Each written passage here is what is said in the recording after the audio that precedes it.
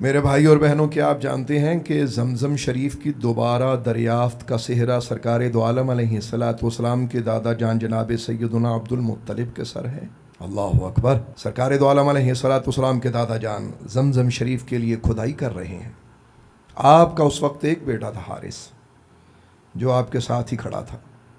تو ایک شخص تھا وہاں، اس نے آپ کو لا ولد ہونے کا طعنہ دیا۔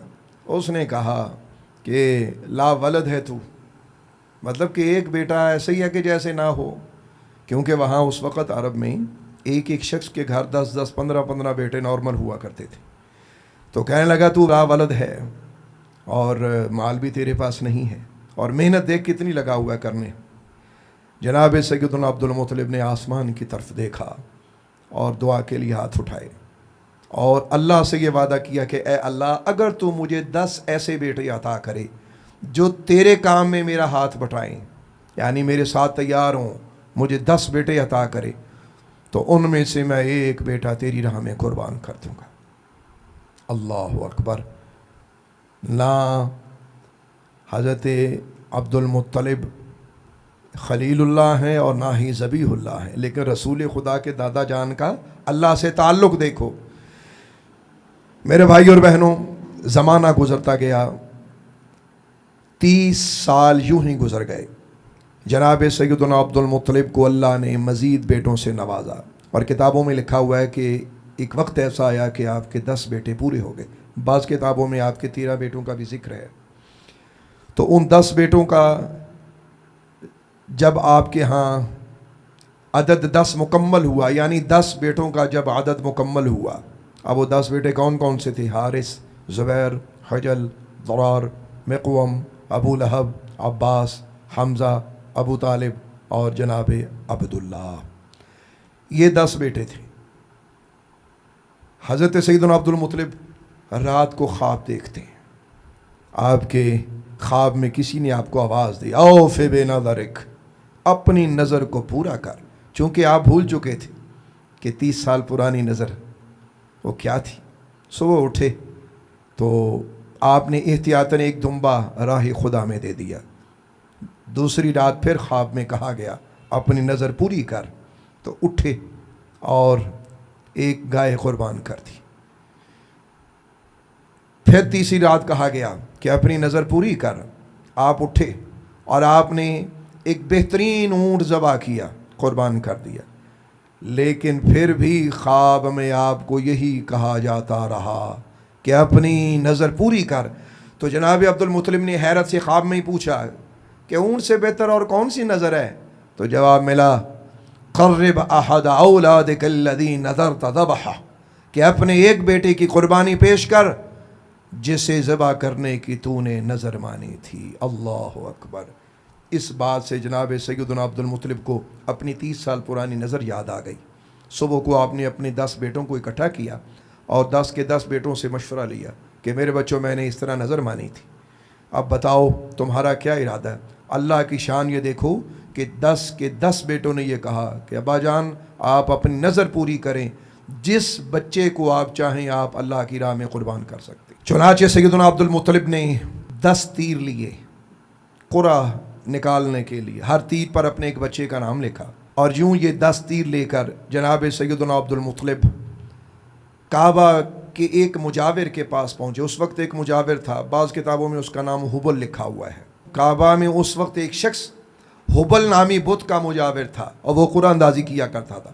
جناب سیدنا عبد المطلب اپنے بچوں کے نام لے کر 10 کے 10 بیٹوں کے وہ تیر لے کر اپنے بچوں کو ساتھ دے کر اس کے پاس قرآن اندازی کے لیے چلے گئے۔ چنانچہ جناب سیدنا عبد المطلب نے قرآن ڈالا اور اللہ کی بارگاہ میں یہ عرض کیا کہ اے اللہ، میں نے اپنے 10 میں سے کسی ایک بیٹے کی قربانی پیش کرنے کی نظر مانی تھی، اس لیے قرآن اندازی کرنے لگا ہوں، اب ان میں سے تجھے جو پسند ہے اس کا نام نکل آئے۔ یعنی یہ بھی نہیں کہا کہ میں یہ بیٹا دے دوں، میں یہ بیٹا، اے اللہ جو تجھے پسند ہو وہ تو لے لے۔ آپ اپنی دعا سے فارغ ہوئے اور انتظار کرنے لگے۔ اللہ کی شان یہ دیکھیے کہ تیر جو نکلا وہ جناب سیدنا عبداللہ سرکار دو عالم کے ابا جان کے نام کا نکلا۔ اللہ اکبر!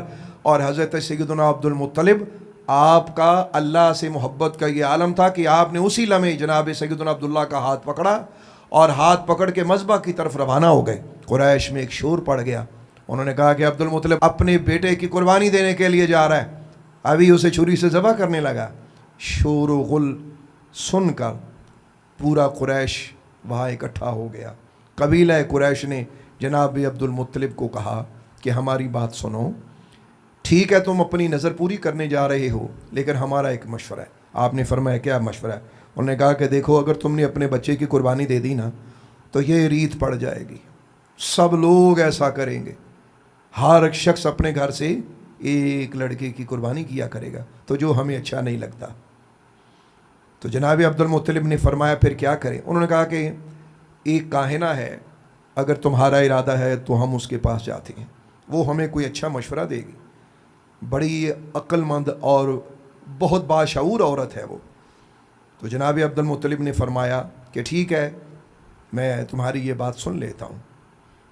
کاہنہ کے پاس جب گئے، سارا معاملہ سنایا، تو کاہنہ نے کہا کہ مجھے رات دو، میں رات کو اپنے جن سے پوچھ کر تمہیں اس کا جواب دوں گی۔ اب دوبارہ جب قریش سب قبیلہ اس کے پاس گیا تو اس نے یہ کہا کہ میرا مشورہ یہ ہے کہ تم اس لڑکے کی دیت ادا کرو، یعنی خون بہا، فدیہ۔ تو بہترین بات یہ ہے، ایسا کرو کہ ایک فدیہ مقرر کر لو، اور ایک طرف عبداللہ اور ایک طرف فدیہ، تو فدیہ 10 اونٹ مقرر کر لو۔ چنانچہ قرعہ اندازی کی گئی، 10 اونٹ اور جناب عبداللہ کا قرعہ ڈالا گیا۔ اللہ کی شان یہ دیکھو کہ جناب عبداللہ کا نام نکلا۔ 20 اونٹ کیے گئے، پھر بھی عبداللہ کا نام نکلا۔ 30 اونٹ کیے گئے، پھر بھی عبداللہ کا نام نکلا۔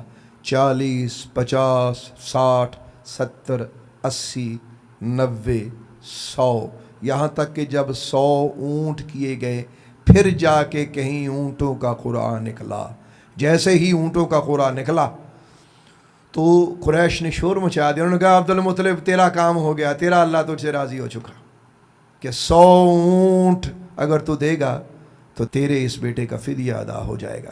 جناب سیدنا عبد المطلب، آپ کی اللہ سے محبت دیکھو، فوراً اس کو قبول نہیں کیا، فرمانے لگے کہ نہیں، میں ایک بار اور قرعہ ڈالنا چاہتا ہوں، پھر کرو، تاکہ کل کو یہ نہ کہے کہ میں نے اپنا بچہ بچا لیا۔ اللہ اکبر۔ دوبارہ قرعہ ڈالا گیا، 100 اونٹ اور جناب عبداللہ، پھر 100 اونٹ نکل آئے۔ آپ نے فرمایا میں ابھی بھی راضی نہیں ہوں، ایک بار پھر ڈالو۔ تیسری بار جب قرعہ ڈالا گیا تو پھر بھی اونٹ نکلے۔